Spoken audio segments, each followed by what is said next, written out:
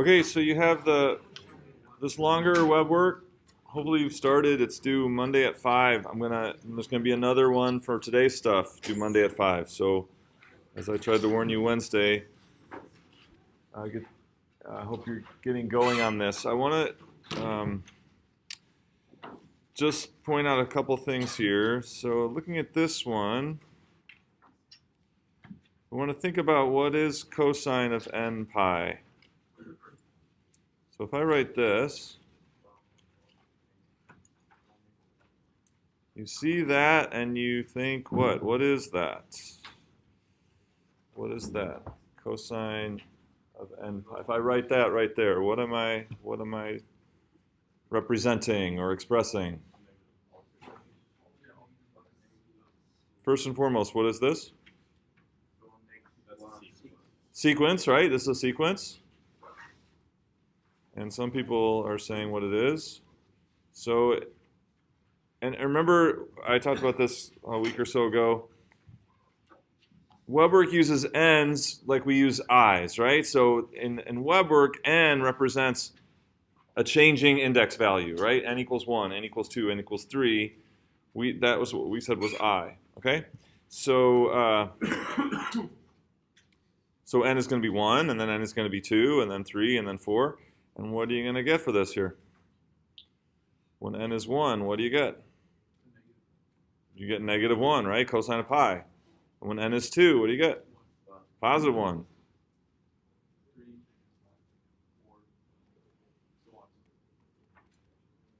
So this is the same as what other sequence how else could we write this sequence?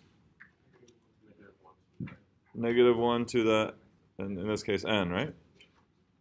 So these are equivalent. So be on the lookout for that.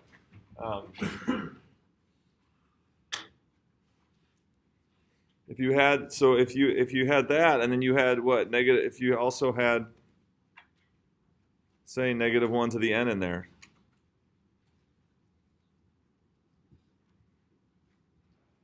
What would that numerator be? You said 1. Agree with that? So that would just all go away, right? Because anytime that it's a negative 1, they multiply to 1. Anytime that they're 1s, there's still 1. So this is just all 1. Doesn't matter what n is.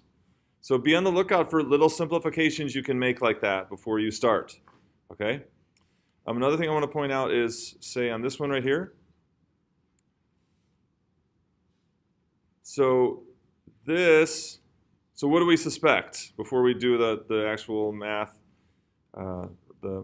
justification? What do we suspect about n squared plus radical n over n to the fourth minus 7? We suspect that this series converges or diverges. Some people are saying converges. Why? Yeah. So this is, and so this is like a p series, where p equals what? 2, right? This is kind of like 1 over n squared. So can we use direct comparison? Can we say, oh, all these terms are smaller than 1 over n squared? Is that true? No, actually they're what? They're bigger, right? Because we're increasing the numerator and decreasing the denominator. Both of those are going to make this, these are all going to be bigger than 1 over n squared for every n. So this is where we say, well, we can't use comparison, right? So we can't use comparison because all our terms are bigger than a series that has terms that converges, right? But then we said, but really, as n gets large, this thing virtually becomes 1 over n squared, right? Even though these terms are a little bit bigger than 1 over n squared, it's still, as n gets large, it's essentially 1 over n squared. And so what we said was, and so because of that, we can conclude it converges. And we said that was, I called it indirect comparison. Well, that's limit comparison. That's what limit comparison is. Limit comparison is where you look at in the limit, right? And as n gets very, very large, that sequence essentially is 1 over n squared, and we know that that series converges. So I just wanted to point out what they're talking when they say limit comparison. That was what I called in class indirect comparison. Right? You're looking at kind of the limit of this sequence. The limit of the sequence is really like the limit of 1 over n squared, because these go away for large n. Okay, so just a couple of tips. Any questions? Any other questions about the homework? Okay, let's start the next topic.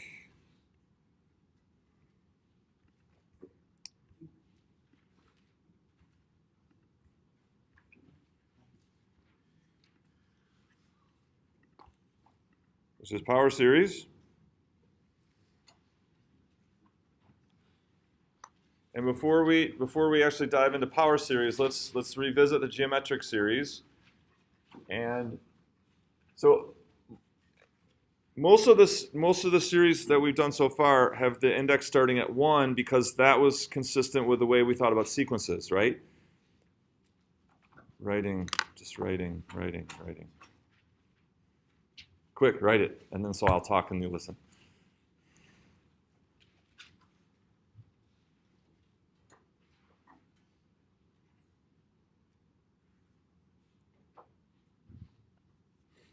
Okay. So when we introduce series, and most of the series we've seen so far have started with I equals 1 because we're thinking about developing a series from a sequence, and we thought about that index being like the first term, then the second term, then the third in the list, right? So with sequences, it was very natural to let the index start with 1, and then we built series from that. So we let the index start at 1. Okay, but now you're seeing in your homework, like this web work, that this can start at any value, and lots of times it starts at 0. Okay. So how can we first of all, write out. You see this, you think what, right? See this, think what? Go. See this, think what? What does it represent? What is it expressing?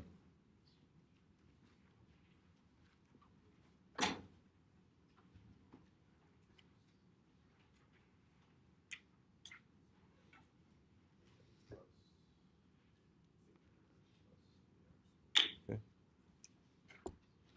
Danu's got it?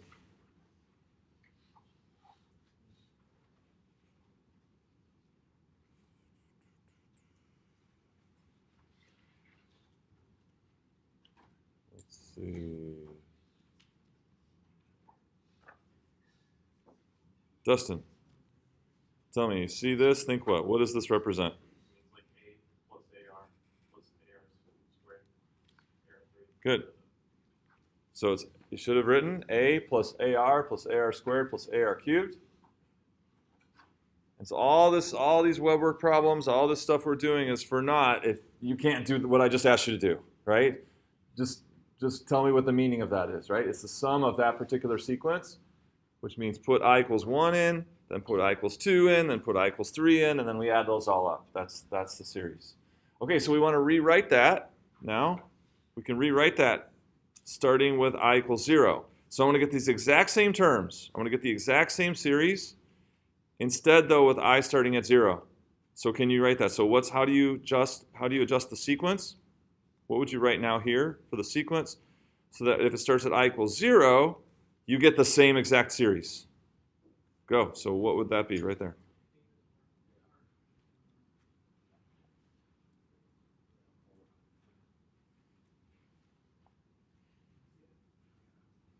What do you think? What is it? AR to the I? You see that? That AR to the I starting at I equals 0 will generate the exact same sum. All right, so this is what's called shifting the index. So we get that we have the exact same sum, we're starting at a different index.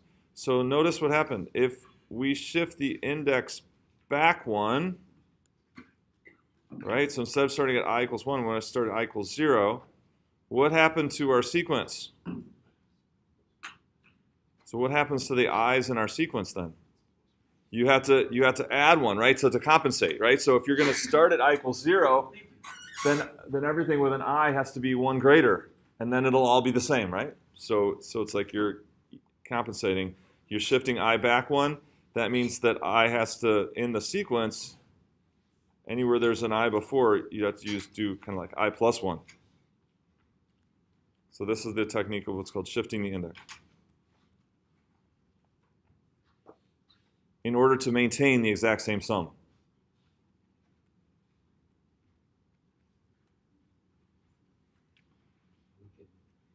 Yeah. Yeah, it's the same, right, exactly. This is still, even in this case, it's still, because it's the same sum, it's going to be have the same sum. If it's converges, right? If R is between -1 and 1.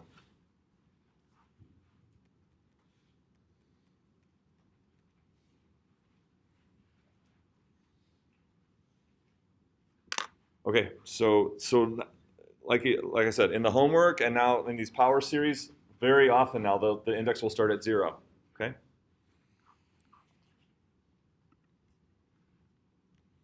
All right, so here's what a power series is. A power series is of this form.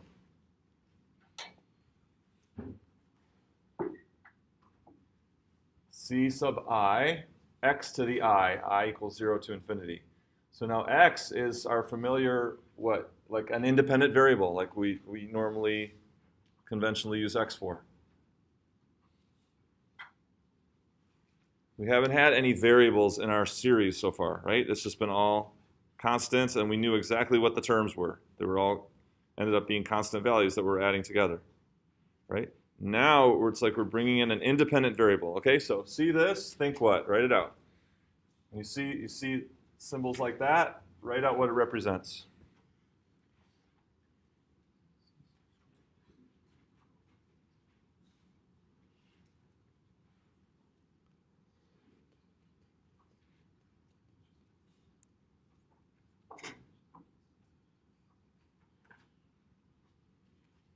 So Allison, what do you think?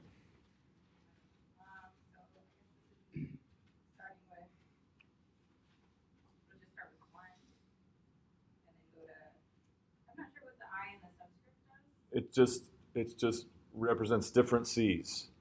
If you have different subscript, it's a different C. Yeah.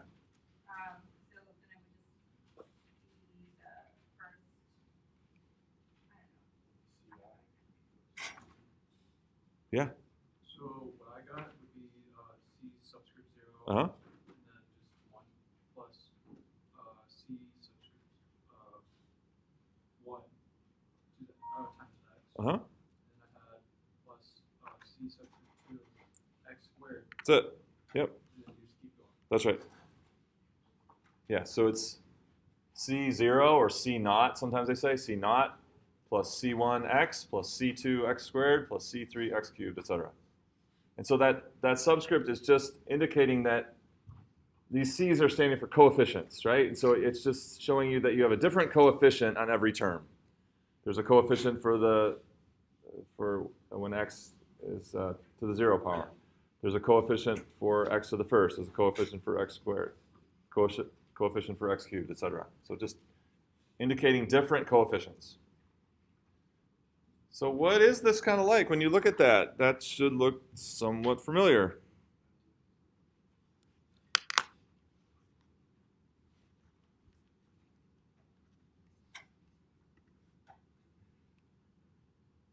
So you have real valued coefficients, and x is an independent variable, and different powers of x. We've encountered this in your math career for the last several years, since advanced algebra and pre-calculus.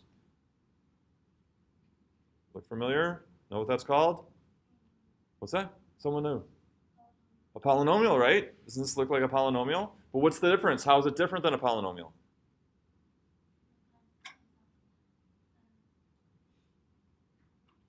So there's something slightly different about it. An infinite polynomial, right? You'll keep adding terms without stopping. Whenever you had a polynomial before, it was a finite number of things added together. This is like an infinite polynomial. Okay, so that's what a power series is. It's like a polynomial function, but with an unlimited number of terms. You get every power of x to infinity.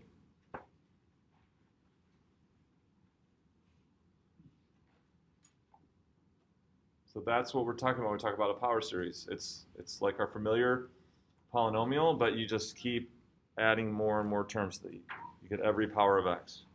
It's an unlimited degree, right? Degree would be the highest power of x, so this is like of infinite degree.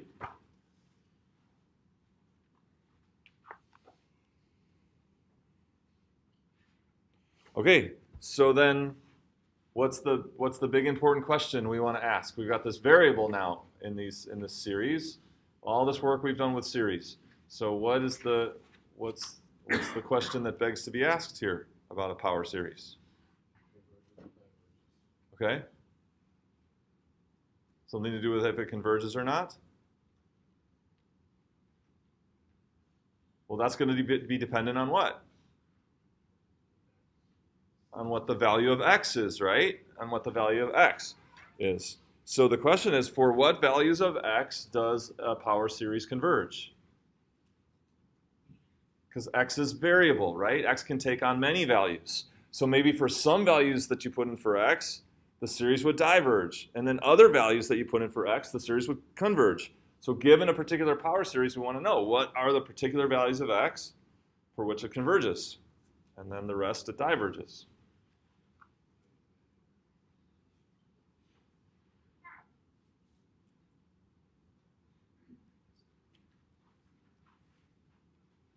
Okay, does that make sense?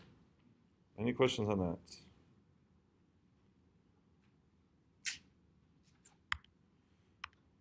Let's do an example here.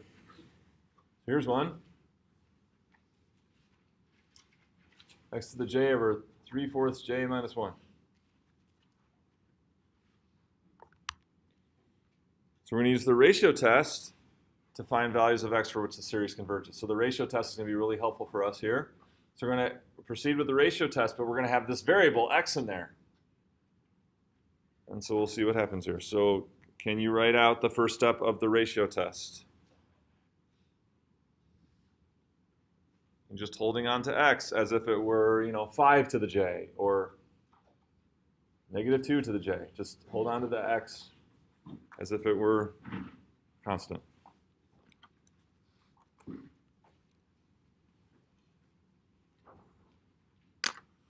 Okay, so the first step would look like this, right? I plus 1,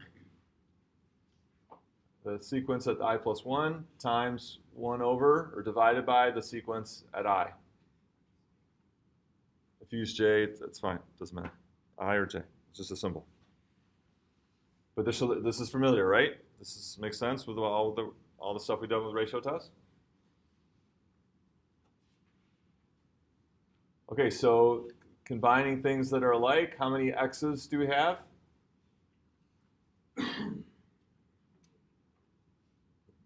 When we simplify this, what's our conclusion about the x terms? A single x, right? Because you got I plus 1 in the numerator and then 1 less, or I x's multiplied in the denominator. That leaves you with 1 x in the numerator. And then what about the rest of this? 3/4 I minus 1 and 3/4 I plus 1 minus 1. What's going to happen as I gets big for that? It's just going to go to 1, right? So we got the x, and then we have this sequence. It's just going to go to 1, right? That's just that we know that sequence will just go to 1. So we have this. So our ratio is the absolute value of x. When does the sequence converge? So using the ratio test, we set up this sequence of the I plus first term to the ith term. When does it converge? Right, so when if your result of that limit is less than 1, right? That's how we get convergence, is if that thing's less than 1. So now this tells us which values of x will make that power series converge. What will it be? What values of x will make it converge? What's that? Yeah, everything between 1 and negative 1, right? If the absolute value of x has to be less than 1, then we're talking about everything between negative 1 and 1.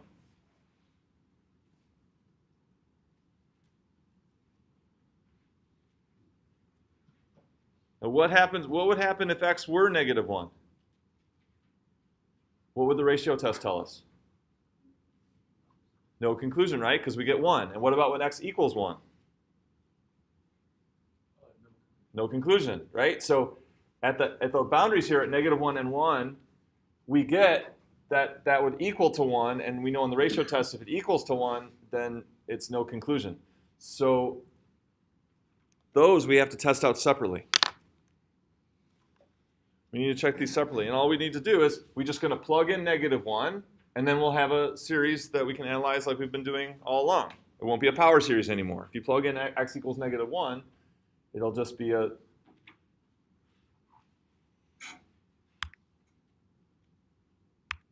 we just get a power series like the ones just a series like we've been doing. So now we got negative 1 to the j over 3/4 j minus 1. So we're experts at this. Does this converge or not?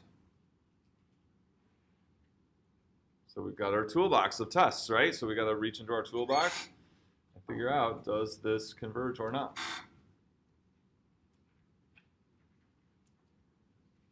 Daniel says yes. Why? Okay, go ahead. Well, if you make it not alternating, but just 1 over 3/4 j minus 1, Uh-huh. that limit is 0. Good. It goes to infinity, so it converges. Good. All right, so he's talking about the alternating series test. If you take the positive portion of this, 1 over this, that decreases to 0. And that's all you need. And then it alternates. So that the alternating series test says that that converges.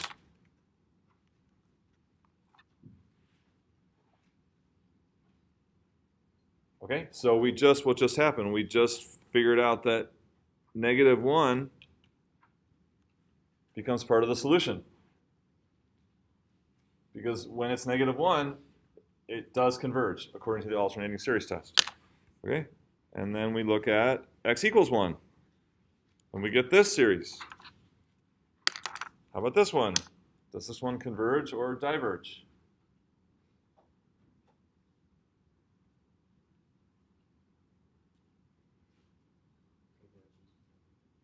He says it converges as well. Agree?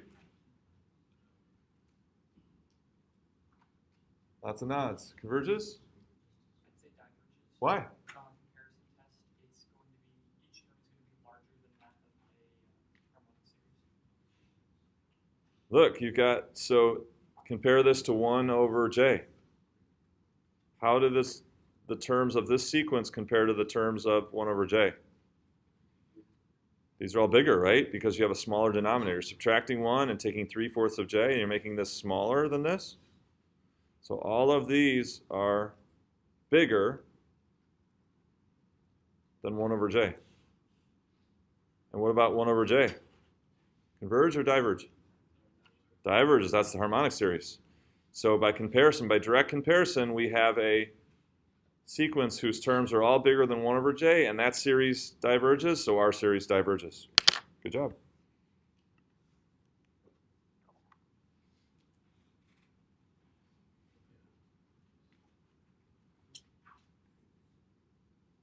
So lots of you are saying that converges. We got to adjust your thought process there. That's like the harmonic series, which diverges. Okay, so go ahead. For the one above, didn't we say that it was converges because if it was 1 over 3/4 j minus 1, we just said that converges? That part was positive. The sequence, the alternating series test says that all you need is a sequence that decreases to 0, the sequence. And then if it alternates, the series converges. Better? Okay. Yeah. Okay, so then what is our solution? So then the interval convergence includes negative 1, but does not include 1. So here are the values of x for which this thing converges.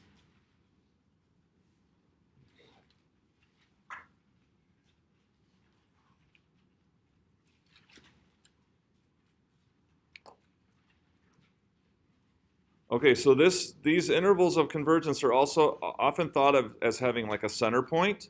What would the center point be? Center would be? What's the center of our interval? X equals 0, right? The center at 0. And then, what's kind of the distance out from 0 that makes this interval? So it's centered at 0, and then has we think of it as like a radius, right? So it has like the interval has a distance out from the center for which it converges, which in this case is what? 1. So it's kind of has the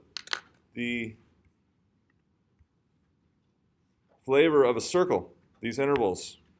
So there it is graphed, right? Include -1, but not 0.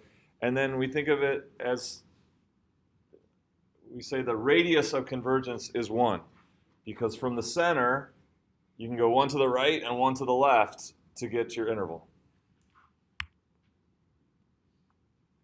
So for this particular example, the radius of convergence is r equals 1.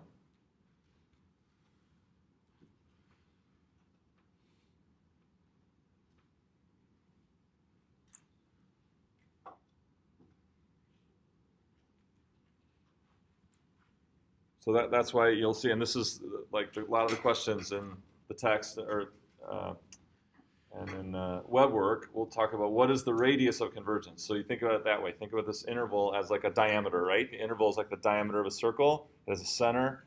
Your radius is then kind of the size from the center, right? The size from the center. Okay, questions on that example? Let's try another one here.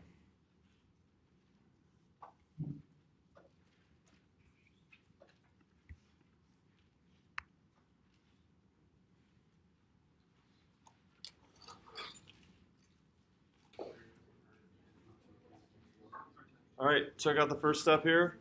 You agree with that?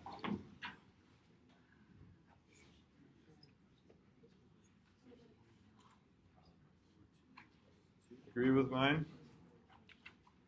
Okay, so you gather the right things together. How many x's will we have? From the x's, how many x's?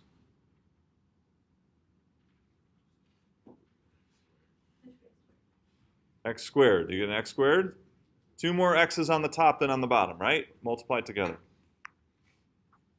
And then you have 2i plus 1 factorial over 2i plus 3 factorial. Did you get that? And how does that simplify?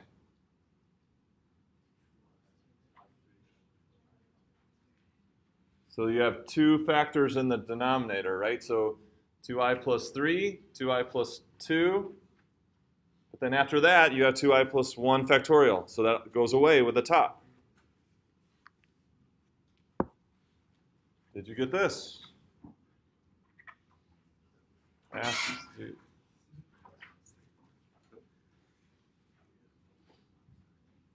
Okay, so as I goes to infinity, what's the limit? As I gets really big, what's the limit of this?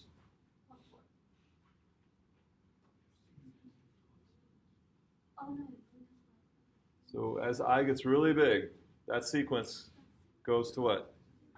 0, right? You can see a huge denominator. You just have 1 over 4i squared, essentially. Okay, what question are we asking? So let's go back to the question we're asking. What question are we asking here about this power series? For what values of x does the series converge?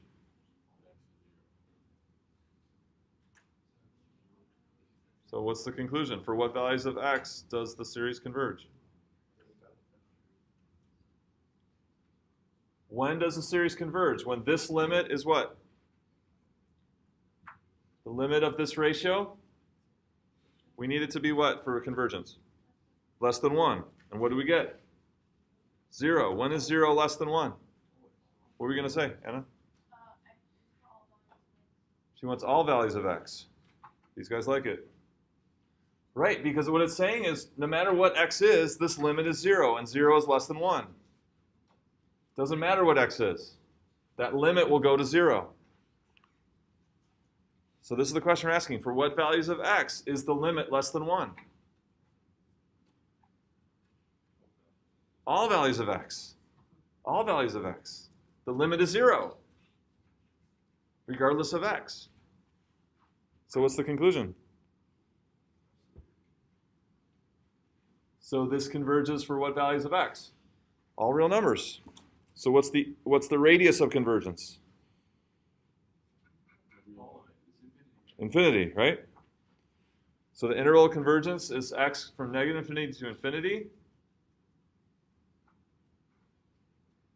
And the radius is infinite, right? The radius then is infinite.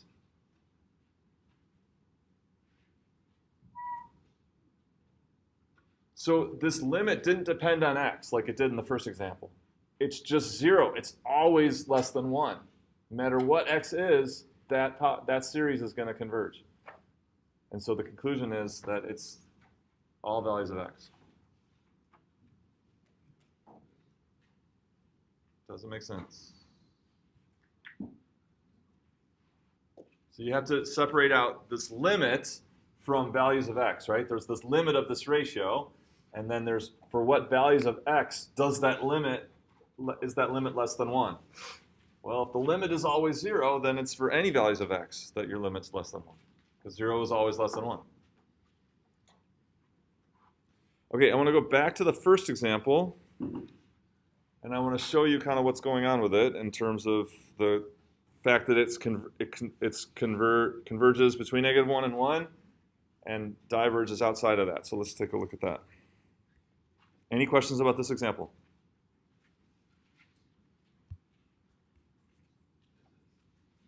All right, so here is that series, right? Was this the one? X to the j over 3/4 j minus 1? Back to that first example.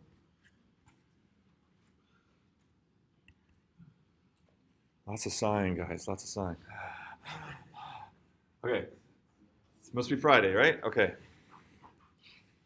So I want to look at the partial sums, right? So by looking, what's the partial sum? So let j go from 0. The first partial sum will be for j equals 0 only. And so what will I get when j, just the 0th term, the first partial sum? I'll get -1, right? So look at partial sums.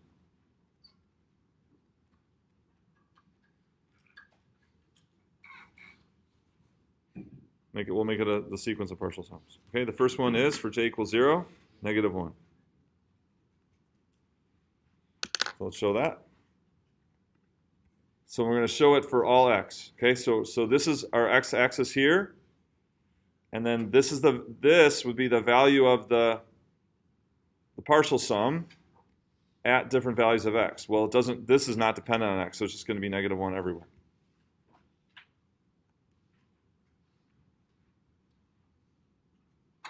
Okay, and then I'm showing, we know ahead of time here, we know what the interval is from -1 to 1. So here, if you just take the 0th partial sum, when j is 0, or this is the first partial sum for j is 0, no matter what x is, the sum is just -1 everywhere. Okay? So then what is the second partial sum, or for j equals 1? It would be -1 plus what? So now j also include j equals 1. We get x over -1/4. Like that's -1 what, minus 4x.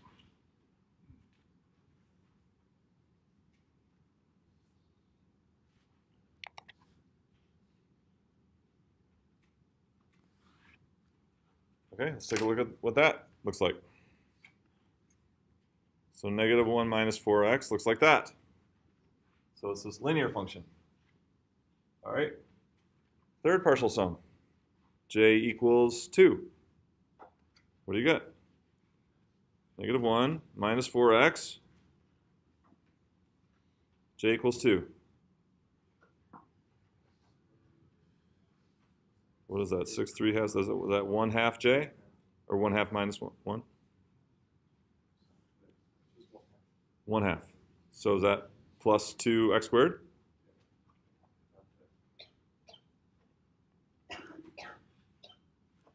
So we're going to see what happens here, because what happens as we take more and more partial sums, as we look at partial sums farther and farther down the line, what do those do? Those get closer and closer to the series, right? These are all partial sums are approximations of the series. The longer the partial sum, the better the approximation of the series. Let's move this up a little bit. Let's see a little bit. Okay. So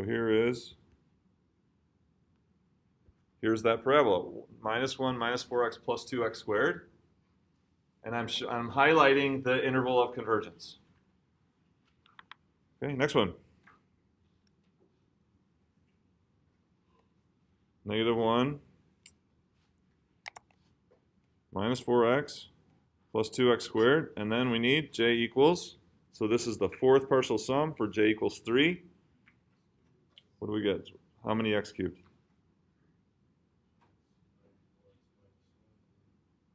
The 5/4? So 4/5 x cubed. Is that right? Let's take a look at that.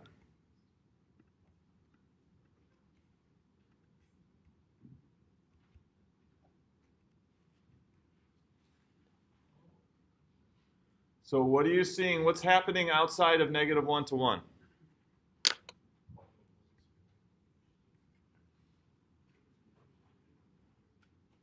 So you get farther away from -1 to 1, and the sum is just going off to, in this case, negative infinity and positive infinity.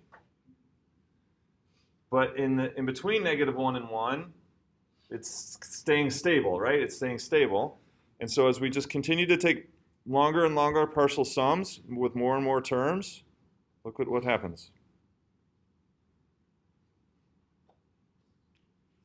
So do you see how the blue part of the graph is kind of starting to stay steady?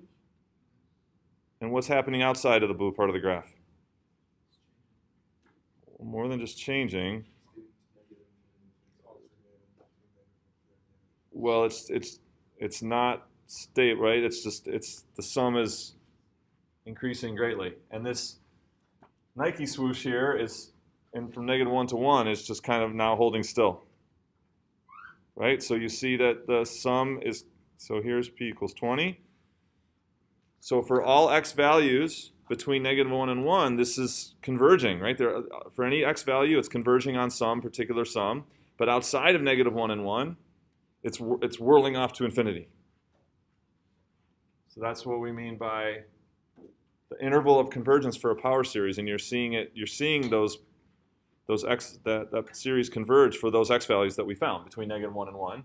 And outside of -1 to 1, it's just, so we can make p equal to something big, like, see if we can do 500. So this is,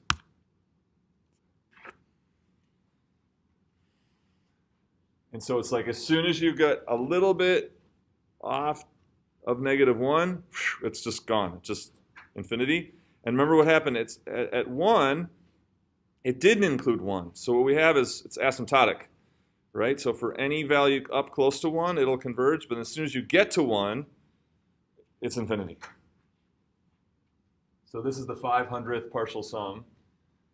And we're seeing how the sum converges between -1 and 1. But then outside, it's just huge. Does that make sense with the result we got? Any questions on that? Yeah. What is that like gray area? It's just that it's having difficulty graphing because it diverges. It's having difficulty showing what's going on there.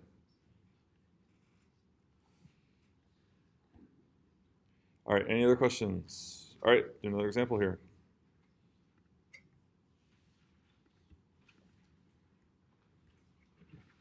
Go.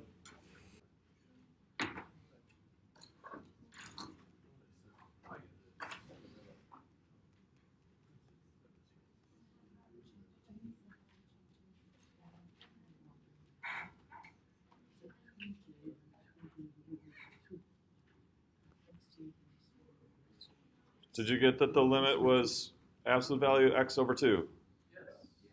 Some people are saying yes. Follow that? Yeah.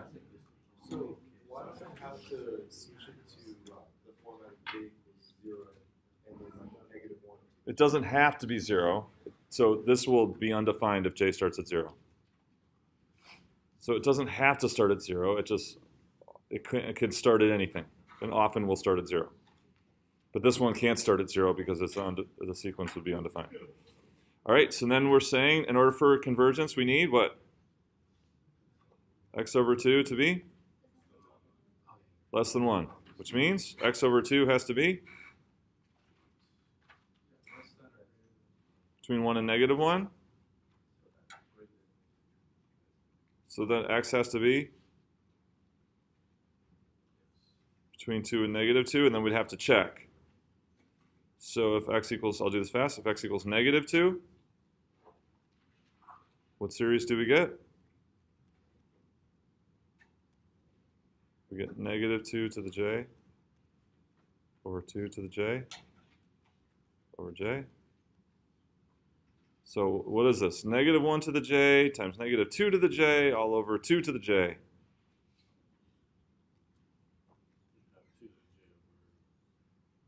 So that would be all, you could take all that product to the j. So it would be -1 times -2 over 2, which is 1. Just 1 to the j. Conclusion?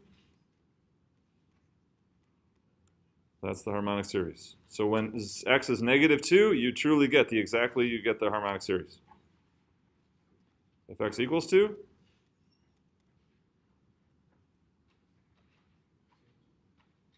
you get so you get 2 to the j over 2 to the j, which goes away. So you just get -1 to the j over j. Conclusion? That's the alternating harmonic series. Converges. So for this one, our result was include +2 but not -2.